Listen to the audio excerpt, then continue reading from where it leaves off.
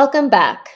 So let's take a quick look at how support vector machines, or SVMs, actually make decisions. SVMs don't just draw any line to split classes like yes versus no.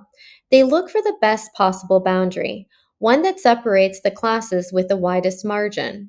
A few special points called support vectors are key to this. So first, let's set up our tools. We're using the usual libraries, and we're also using a small function to generate simple classification data, just two classes with a bit of separation so we can see what the SVM is doing. Now we call a function that creates a basic data set. You'll see red and blue dots representing two classes. Now let's run this cell to generate the scatter plot. You can also adjust the slider to see what happens when the data becomes more or less mixed. As you increase the separation, the groups pull apart and the boundary becomes easier to find. When you decrease it, things get trickier, there's more overlap, and it's harder to separate. So now we're going to train a simple SVM using a linear kernel. Check out this code where we create the model. This tells the SVM to draw a straight line boundary. Then we fit the model to our data. Now let's run the next cell to see the boundary it draws. The decision line cuts between the red and blue dots, and those dashed lines, well, that's the margin. And look closely, some points are highlighted in green. These are the support vectors. They're the closest points to the boundary, and they're the only ones that really matter for determining that boundary. Now let's create an interactive widget to explore how different SVM settings affect the decision boundary. We start by adding a drop-down to choose the kernel, linear, RBF, or poly, and a slider to adjust the C value on a log scale. Next, we write a function that retrains the model and redraws the plot whenever a setting changes. Then we'll create a button to launch the widget.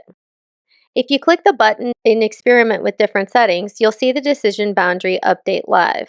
Now let's try changing the kernel.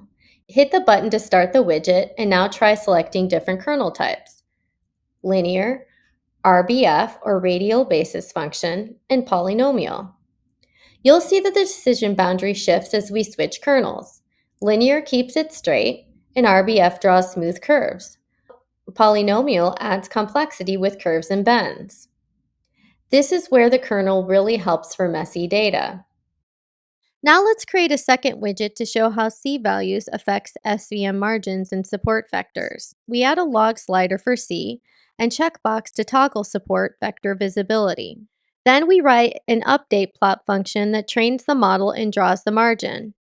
We connect everything through interactive output. We'll finish by adding a button to launch the widget.